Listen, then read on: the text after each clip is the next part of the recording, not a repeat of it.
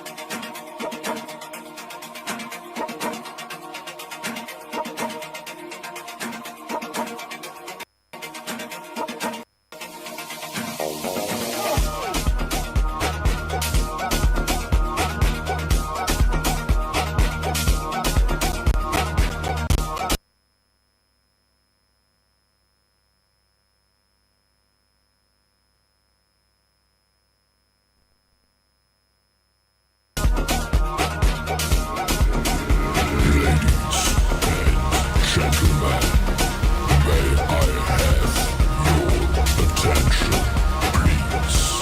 It's time for the final countdown. The show starts in 10, 9, 7, 6,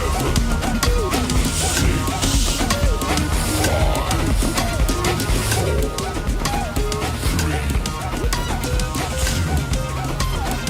1.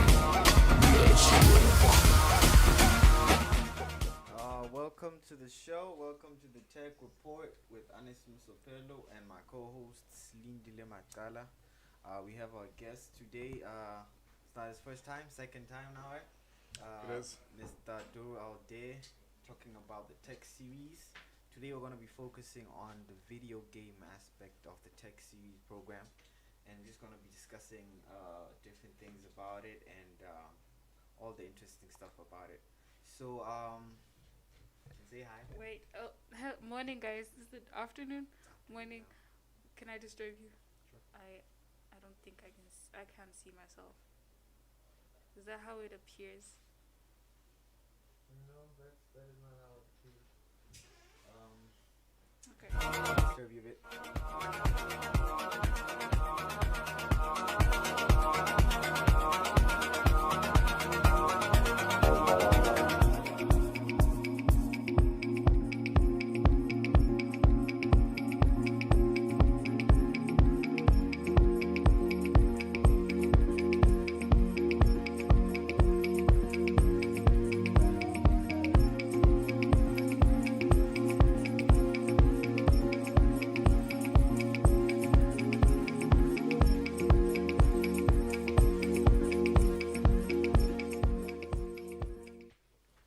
Okay, sorry for that.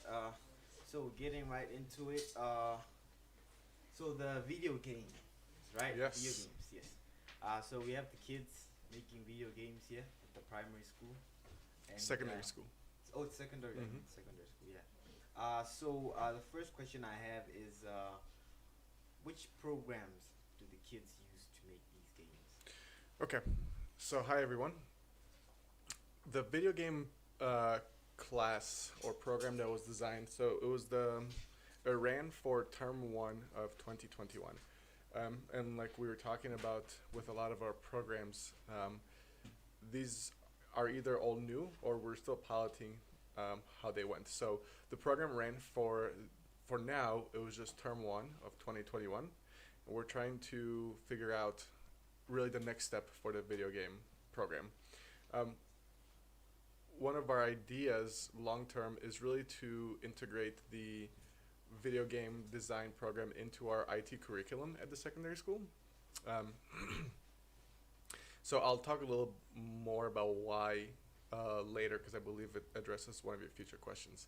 But to answer the question that you asked, is we used Unity, the Unity programming package, I guess, to create video games. We were looking at using the Unreal game engine as well, but we realized that just due to the way the Unreal game engine is sold, we couldn't actually put it on our computers at the secondary school. So we used Unity, and actually Unity is used for a lot of video games. Slee, can you look up, do quick research on on Okay. the Unity game engine? It'll tell you some of the games that this game engine was used to create.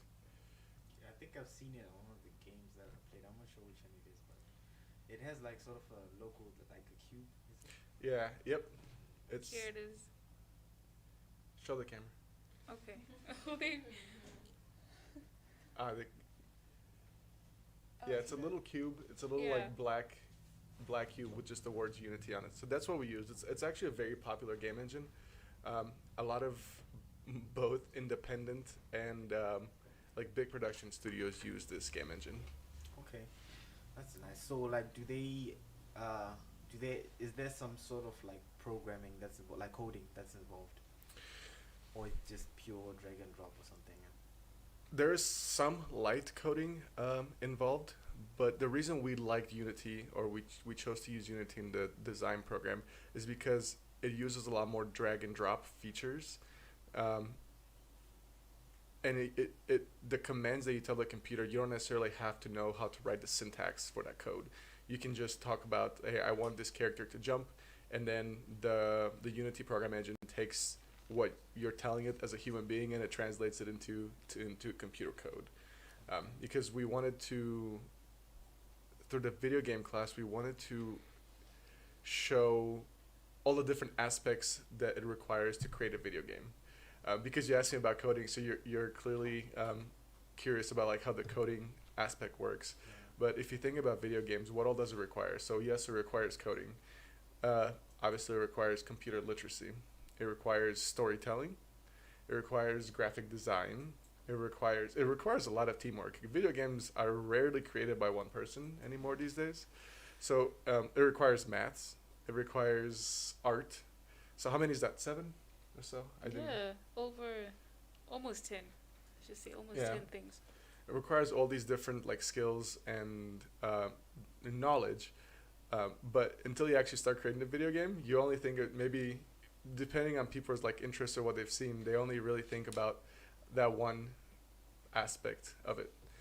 So we wanted to take all these subjects and find a way to how do we get students exposed to these different like subjects and put them together into a program.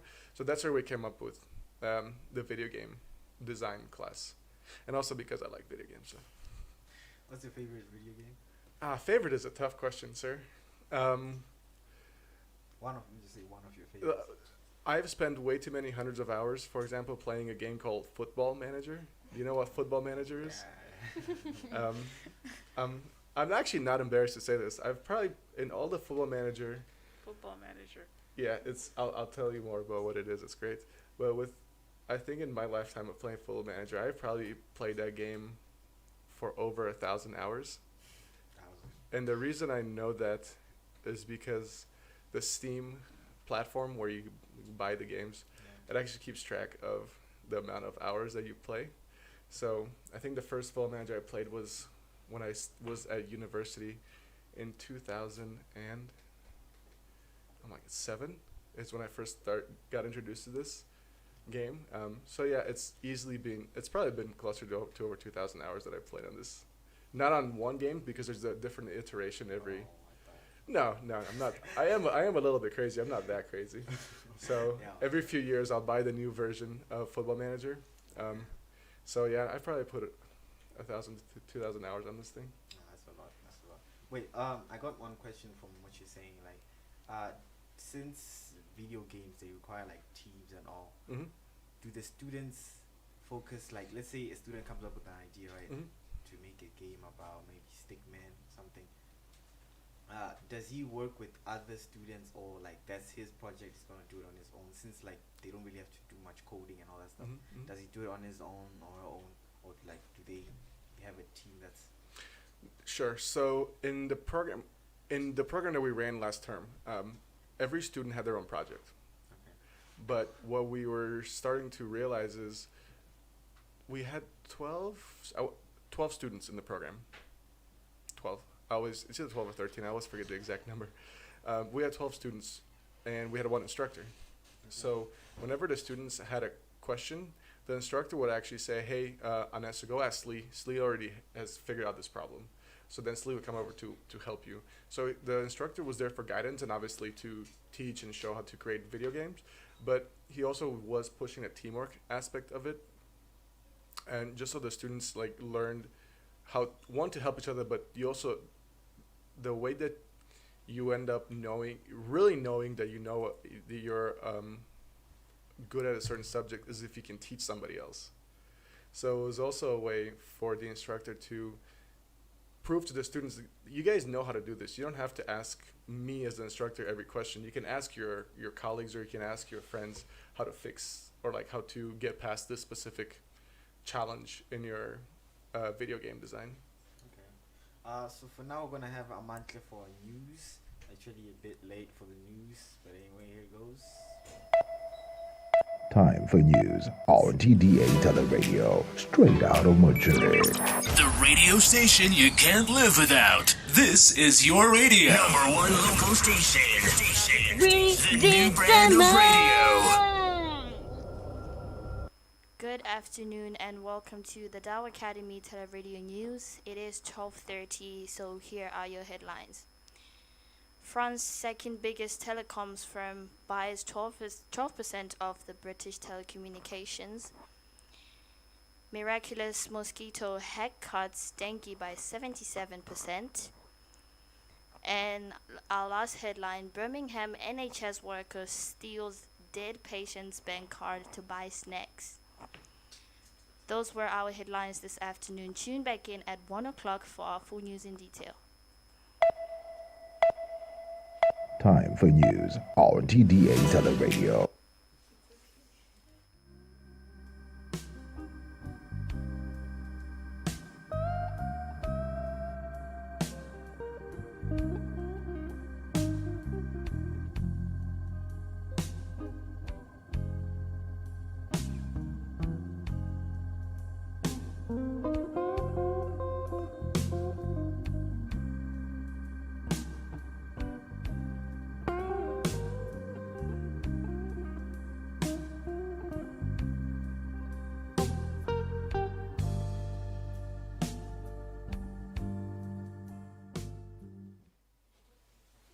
Okay, so we're back.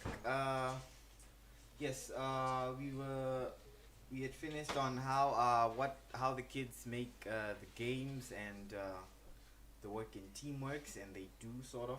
So the next question is, how many video games have the kids made so far? The real answer is I don't know.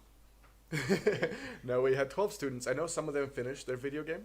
And I know some of them wanted to actually continue the video game program for term 2. So they were, because they wanted to continue to improve their game and work out the bugs and the glitches. We were planning on continuing the video game design program for term 2. Just due to some challenges that we've experienced, we were not able to continue that in term 2, but we actually learned very valuable lessons from the students' experiences in term 1. So what we were actually going to do for term 2 is increase the amount of days that the students would actually get in the class, in class time, because we did realize that repetition is, I mean, we knew this, but since we'd never done a video game design program before, we realized that repetition is key. So obviously the more times the students have in the class, the farther they would get in the program. I also know that some students did work on their video game at home. The ones who had a computer or internet at home, they did work on it at home. So the pace of the class in terms of who was moving through the class quicker and creating their video game was varied, just depending on resources at home. And I know some of the students are actually still working on their games at home right now. Okay. So if people at home, listeners want to play some of these games, maybe when they're complete in the future, where can they access them? So all the games that they have created, they were focusing on mobile games. Because we did realize, yes, console games are still big and they're still important, but a lot of people are moving on their phones, and they play a lot of games on their phones because it's a lot more mobile, and we all keep our phone on us at all times. So we wanted to not catch up, but we wanted to use the trend where video gaming is going. And that's why we were focusing on mobile games. So once the students' games are created, they will be packaged. The package extension is an APK. So they'll turn their files into an APK file and upload it to the Play Store, the Android. What is it called? The app library. Play Store. Yeah, it's an app library, right? So it'll be uploaded to the Play Store, and people will be able to play the games at that point. We're not there yet. Okay, that's fine. Yeah, but that's the goal. That's where we do want to go with it. Okay, no, Can you find Football Manager in Play Store? Have you tried it? I can't see it. That's what I'm What do wondering. you Where, mean? where did you get it? So Football Manager is both a PC game, like a computer game, and also it is a mobile game as well. I think it's like Football Manager Touch or something. Yeah, they usually idea of different names, but I'm sure there are a bunch of like different types of different games like that. Did you find it? The first thing that came up is FIFA Football, Soccer Manager, Soccer Manager. No, Uh, it's different. Top Football Manager Try 2000. Football Manager Touch. See what happens. Touch. Yeah. Ah, there it is. Football Manager 2021 mobile by Sega. This one? The first one. Yep. Oh, Let me see. you have to buy it. Well, yes, it's not free. Oh. I mean, people have spent a lot of time and money and resources to create these video games, so they should get rewarded for it now. It's $50. Speaking of that, will the kids get rewarded? In Well, the future? if the kids are able to sell their game, the TDA does not take any profits or any money from them. So if they're able to create a game and put it on the Android Play Store, if they want to put a certain money amount, they can. If they want to make it for free so everybody can check out what they did, they can. Yeah, we're not taking any. We're not their agents. We're not taking any profits from their hard work. Okay. So like, as you have been watching this program go by, like, what kind of games have you noticed the kids like playing? Like, I mean, creating. What kind of? What kind of games? So what I saw in their class is there were a lot. There were like adventure games. A lot of like the mobile games you're seeing right now is like a character running across the screen and jumping across something. That's the games that I saw they were creating. But I also wanted to. I wanted them, yes, focus on the game, but focus on all the other different aspects of the game too. Actually, one skill that we didn't mention, and that was 7 or 10, is camera work. If you think about a video game, you see a character through a specific lens, right? So by using Unity, you're actually able to you turn the camera around so you can actually show like the player how you're seeing the character. So I mean, think about the games we have right now. We have first-person games where you basically see through the eyes of the character. You have third-person games POV. where, yeah, exactly, where the camera is behind you. So that's the things that the students were experimenting with, is for their specific video game, what is the best sort of camera angle? And it is important because if you can't see your character on the screen, it is not a very fun game. So that's what I saw them experiencing with. And it was actually really interesting because Unity is a very flexible game engine. So while they were using the same game engine, actually the types of games were actually pretty varied. Okay. So we're gonna go for a little break and then come back. Be talking about the future of gaming and how it affects the TDA Tech Series video game program.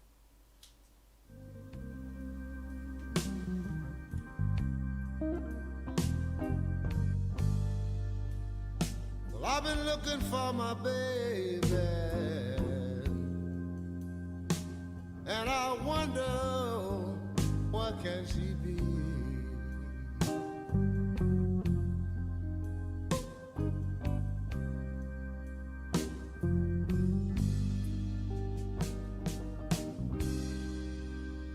I saw my baby early one morning. She was walking on down the street.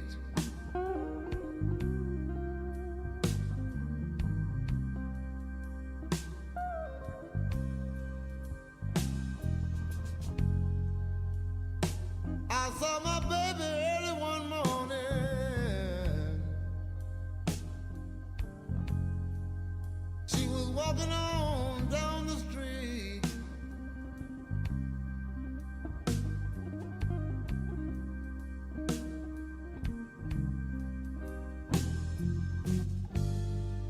Non-stop hits. We simply play the best. It made my poor heart skip a beat.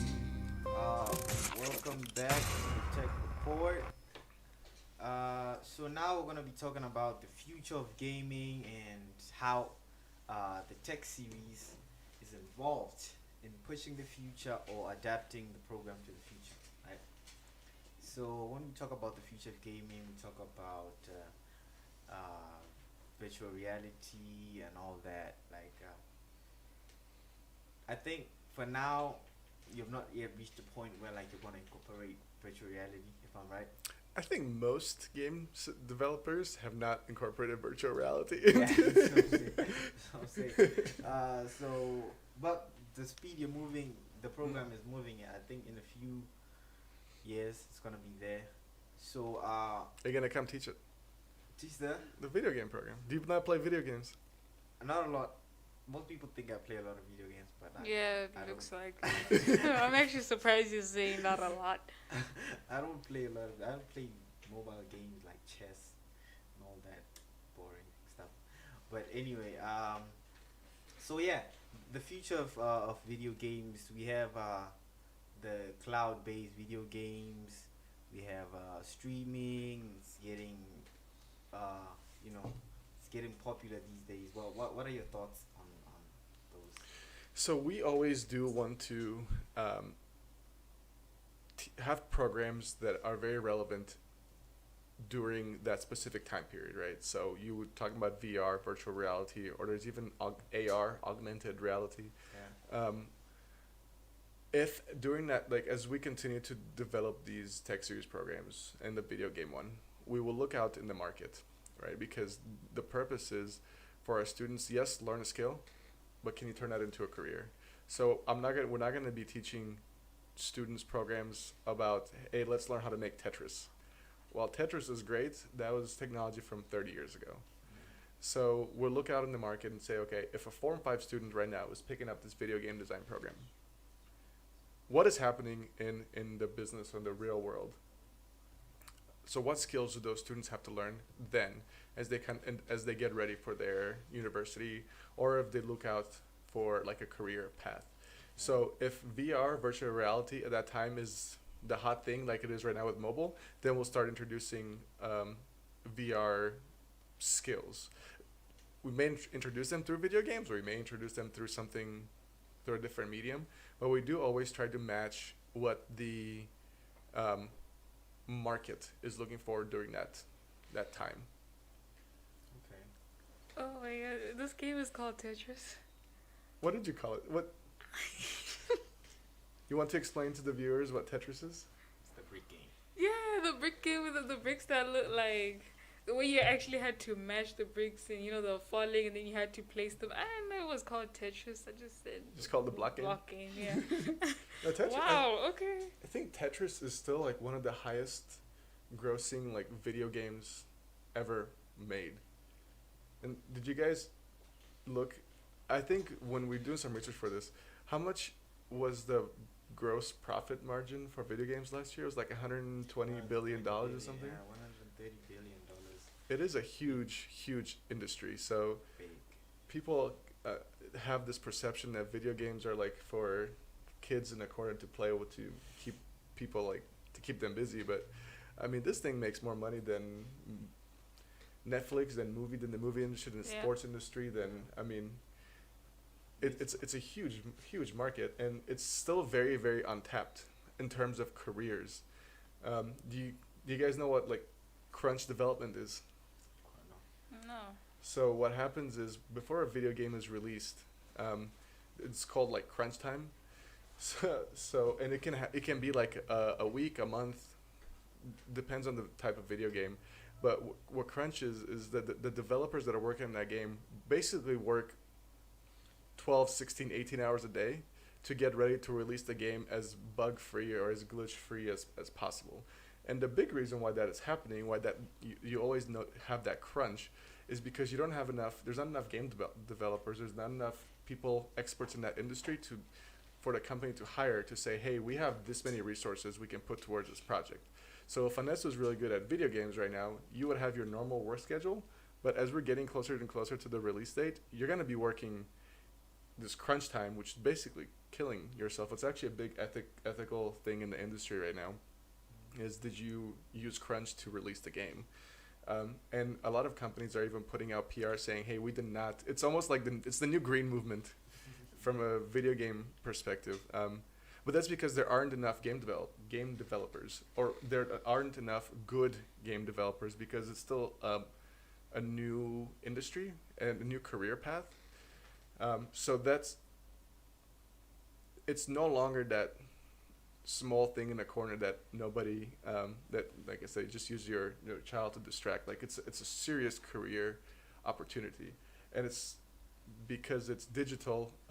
You can be in Botswana and work remotely with your Samsung, with your Apple, with your big uh, developers globally, and have a job. And you can work from the comfort of your house. You need internet and a computer. Yeah, that's true. That's true. And also, like gaming itself is actually a career that people can take. Yeah, you're right. It's the gaming. Do No, go ahead. do developers like get paid for crunch?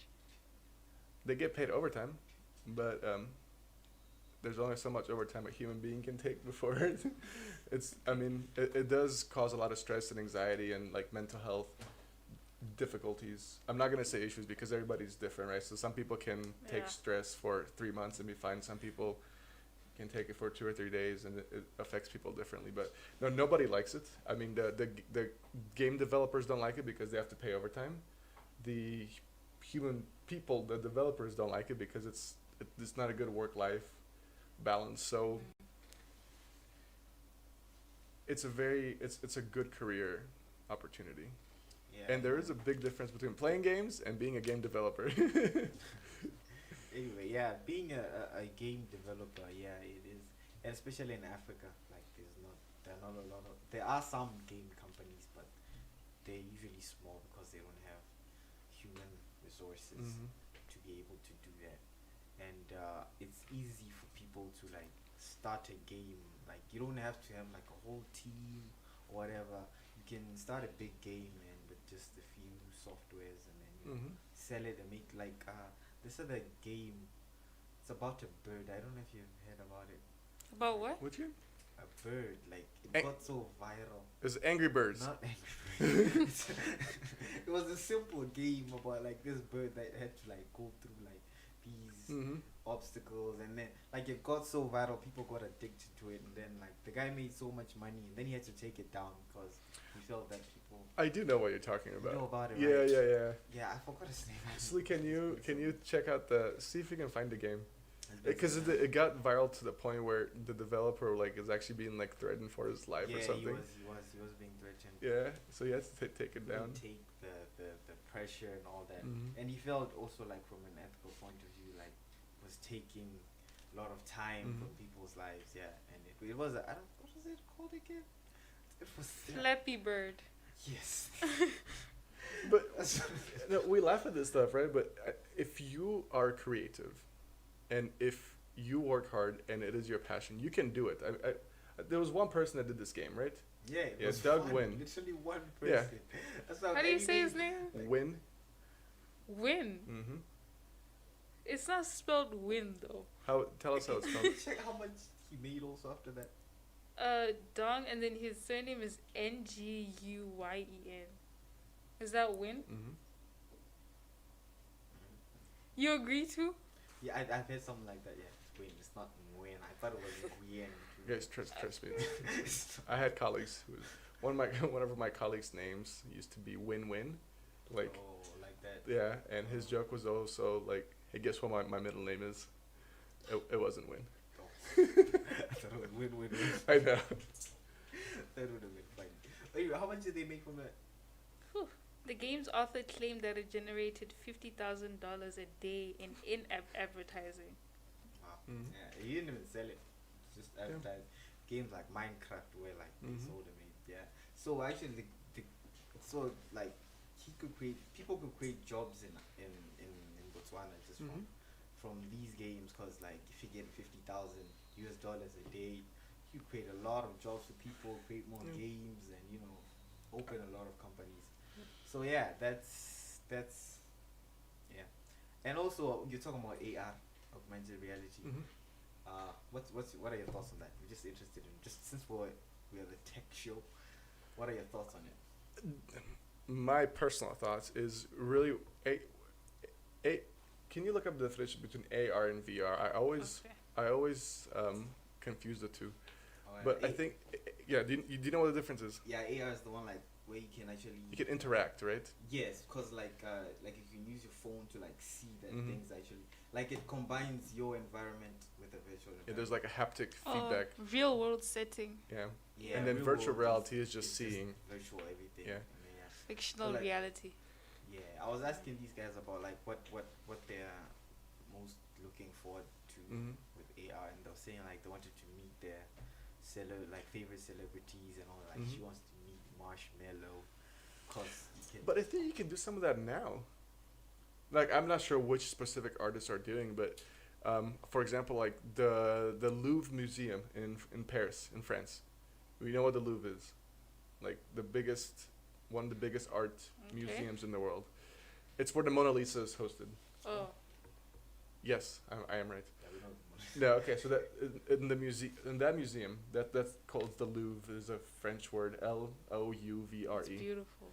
It is. You can actually take a virtual tour of it right now.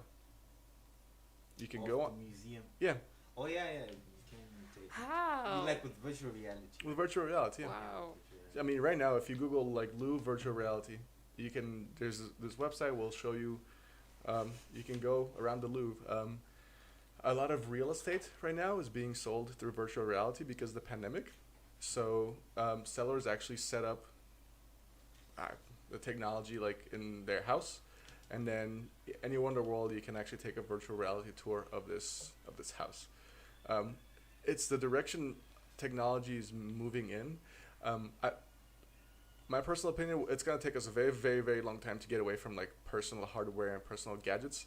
But those gadgets will be able to interact with the world in a much different manner than we're seeing now in terms of just being in front of a computer. Like it can take you places that you don't really have to leave your house or your office to see. So it is moving there. Yeah, like the augmented reality is very Mhm. interesting because like you can see someone like your favorite celebrity just sitting there. You just Mhm. take your phone like what? He's so much. Yeah, but not like how do they respond? That's AI. AI comes in there. Yeah, they're not there. It's just like we know what a holograph, yeah, like the one in the Hologram. movies like Star Trek, right? Yeah, it's all That's basically Oh. what virtual reality is. Like it's like this holograph of it's a computer programmed thing, and the artist looks just like a holograph. They don't necessarily interact with you unless you're actually setting up like a live kind of interview situation the same way we have web conferences now. Okay. yeah, it's getting 10 years. We're gonna It's be- not that far away, yeah. It's not at all, cause like we have companies that are battling to be like the first to actually have something that works in the real world. So yeah, that was our interview with Mr. Dorial Day. We're gonna be having news in a few minutes. So for now, we're gonna go and listen to some music. Thank you so much for coming and joining us. Thank you Yeah. guys. Thank you for coming, sir. Yeah, next time what we'll talk about next time. Hey, you pick. Okay. To be a surprise. It'll be a Next surprise. Thursday. Next Thursday, yeah. Okay.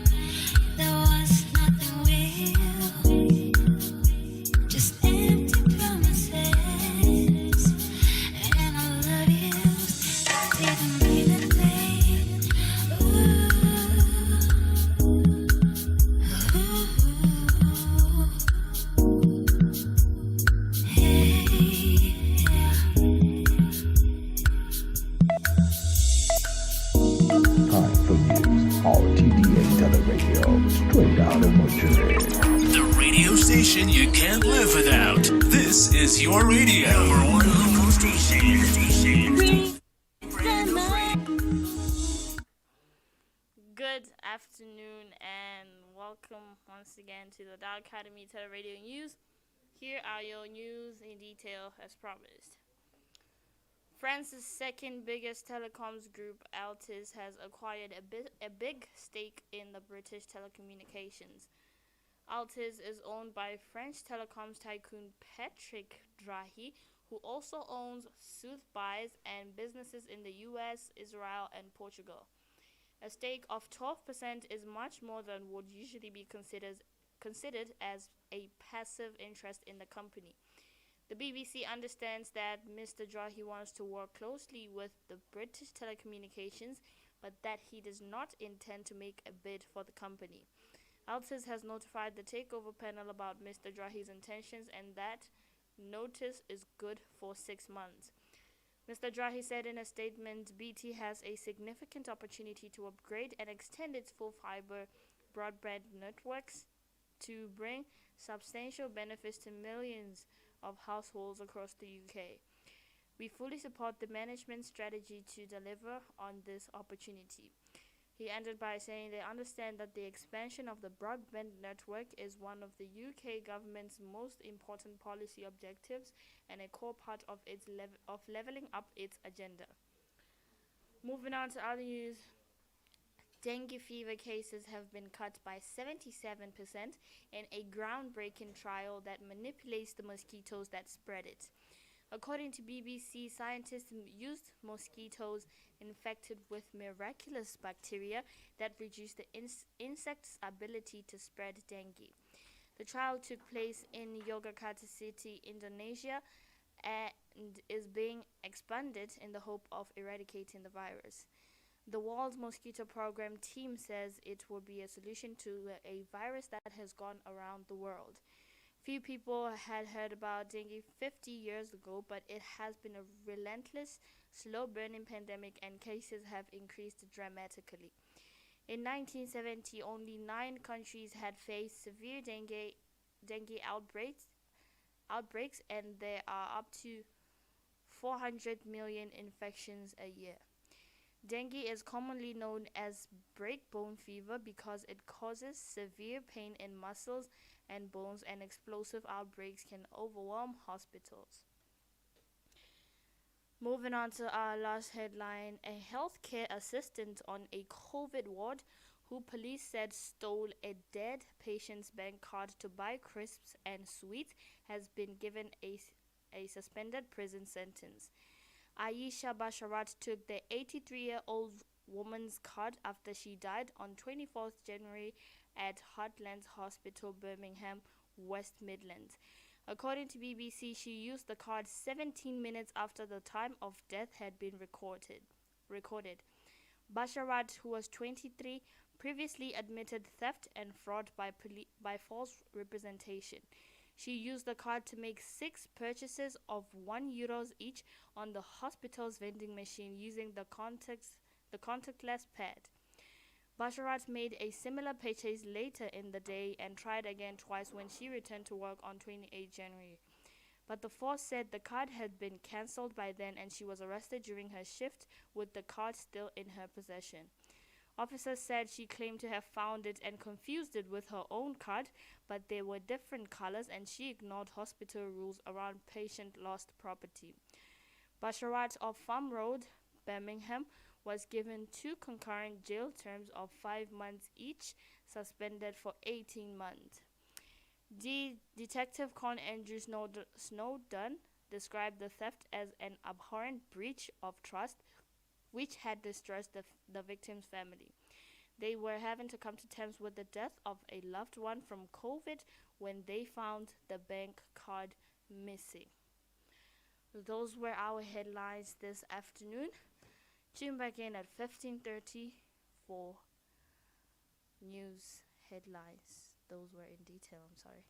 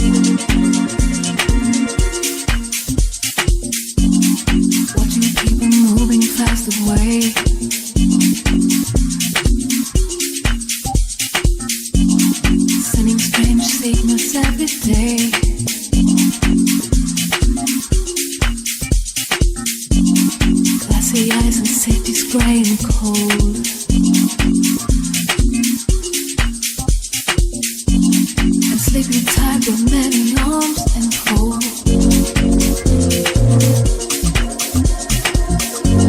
It's the love that I feel.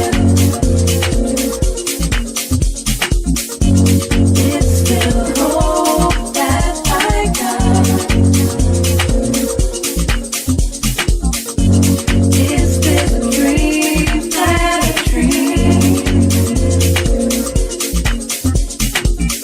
The voice inside of me, reflecting in the light.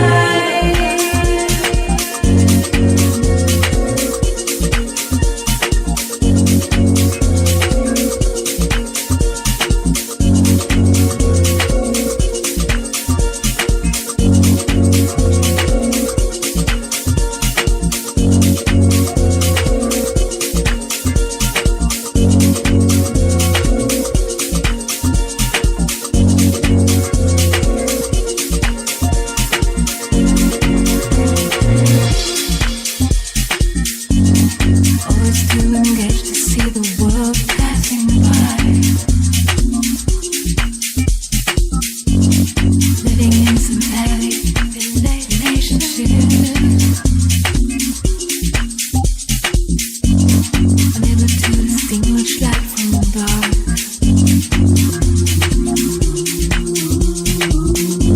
Should there be a bird in a tree? The surety the wouldn't see. What a life is this? Could you see what's right or wrong? No doubt, as long as you're in my mind, where you belong, we'll be strong. It's still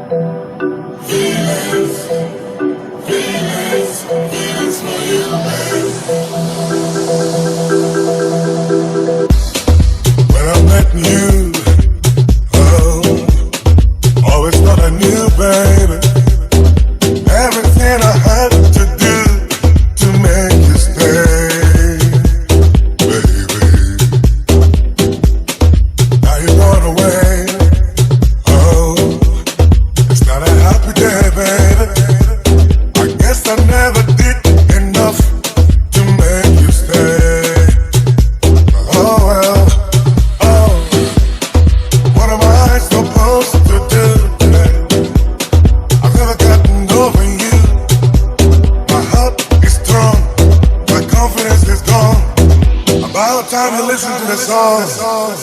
I wanna let you know I still got feelings for you, baby. Hey, baby, wouldn't you stay?